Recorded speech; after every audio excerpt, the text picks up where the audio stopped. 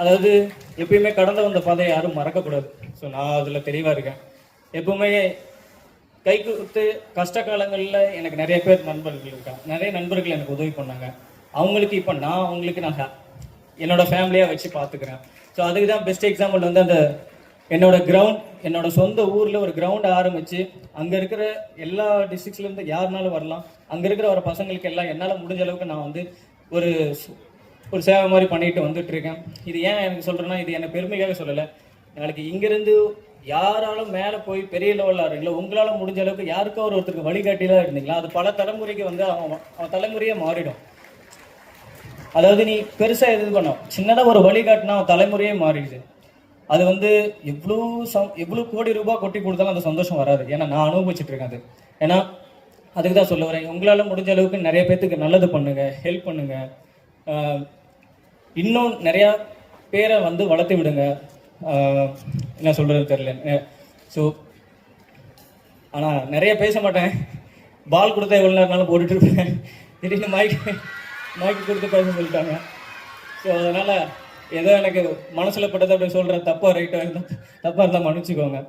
So இங்கே தான் அதை நான் சொன்னல, ஃப்ரெண்ட்ஸ் அந்த கஷ்ட காலங்களில் தோல் கொடுத்து நின்னாங்க, இன்றைக்கி நான் அவங்கள பார்த்துக்கிறேன். அதே மாதிரி இங்கே தான் உங்களுக்கு உண்மையான நண்பர்கள் கிடைப்பாங்க.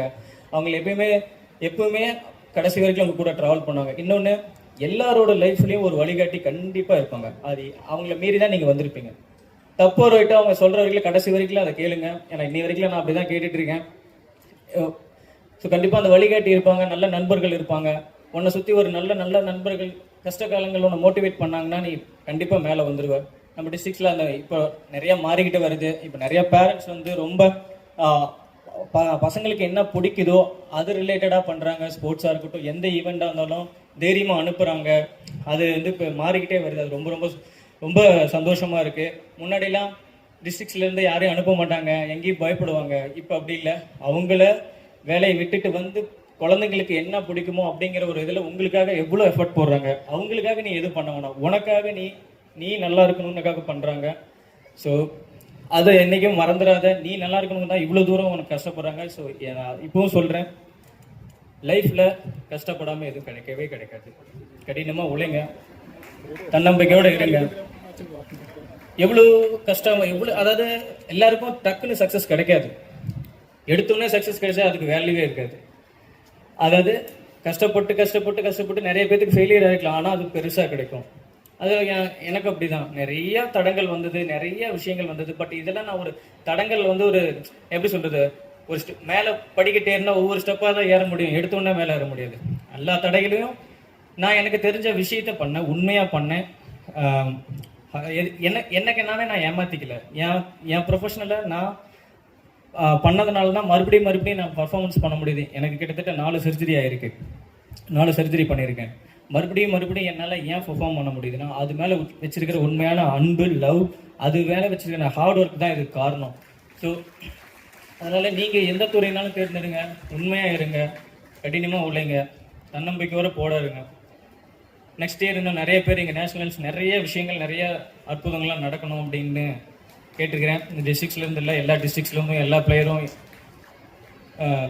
உமன்ஸாக இருக்கட்டும், பாய்ஸ் ஆர் கேர்ள்ஸ் எல்லாருமே பயங்கரமாக பார்ட்டிசிபேட் பண்ணுறீங்க. இங்கேருந்து நிறைய பேர் வரணும். சார் ஸ்கூலில் நிறைய விஷயங்கள் நல்லது பண்ணிகிட்டு இருக்காரு, அதுக்கு ரொம்ப ரொம்ப நன்றி சார். இவ்வளோ ஸ்போர்ட்ஸுக்கு எஃபர்ட் எடுத்து இவ்வளோ தூரம் பண்ணுறது வந்து அது சாதாரண விஷயம் கிடையாது. ஸோ ரொம்ப நன்றி. இன்னும் நிறைய விஷயங்கள் பண்ணுங்கள். நிறைய 110 கிராமங்கள்லேருந்து இங்கே வந்து படிக்கிறாங்க. அது ரொம்ப எவ்வளோ பெரிய விஷயம். இதெல்லாம் அது ரொம்ப ரொம்ப சந்தோஷமாக இருந்தது. ஏன்னா அவங்களோட வர முடியாத இடத்தெல்லாம் பஸ் விட்டுட்டு அங்கேருந்து இங்கே கூப்பிட்டு வந்து உங்களுக்காக அவ்வளோ எஃபர்ட் போடுறாங்க. ஸோ இந்த முன்னாடிலாம் ஆப்பர்ச்சுனிட்டி இல்லைன்னு எல்லாரும் சொல்லிட்டு இருப்பாங்க. இப்போ அப்படி கிடையாது. எல்லா துறையிலையும் எல்லா ஆப்பர்ச்சுனிட்டி இருக்குது. இப்போ இருக்கிற இளைஞர்கள் அதை யூஸ் பண்ண மாட்டேன்றாங்க. இப்போ இருக்கிறவங்க அதை யூஸ் பண்ணுறது. முன்னாடிலாம் ஸ்கூல் முடிச்சு போனால் கிரவுண்டில் போய் விளையாடுவாங்க. இப்போ எங்கே விளையாடுறாங்க? போனால் டிவி முன்னாடி உட்காந்துருக்காங்க, இல்லைன்னா ஃபோன் எடுத்து வச்சுக்கிறாங்க. ஸோ உடல் ஆரோக்கியம் அங்கேயே கெட்டுருச்சு. நம்ம டிஸ்ட்ரிக்ஸில் சூப்பரான ஹெல்த்தியான ஃபுட்டு நம்ம டிஸ்ட்ரிக்ஸ் தான் இருக்குது. ஃப்ரெஷ்ஷான வெஜிடபிள்ஸ் இருக்குது, காய்கறிகள் இருக்குது, மீட் இருக்குது, எல்லாமே இருக்குது. ஆனால் அதை கரெக்ட் நேரத்துக்கு நம்ம சாப்பிட்றது இல்லை, நம்ம உடம்பை நம்ம பார்த்துக்கிறது இல்லை. இந்த ஸ்போர்ட்ஸுக்கு மூலதனமே நம்மளோட உடம்பை நம்ம எவ்வளோ நல்லா பார்த்துக்கிறோமோ அது ரிட்டர்ன் நமக்கு நல்லா கொடுக்கும். ஈவன் ஈவன் பேரண்ட்ஸ் கூட சொல்றேன், உங்களோட நீங்க உடல் ஆரோக்கியமா இருந்தாதான் உங்க குழந்தைகளை நீங்க நல்லா பாத்துக்கங்க.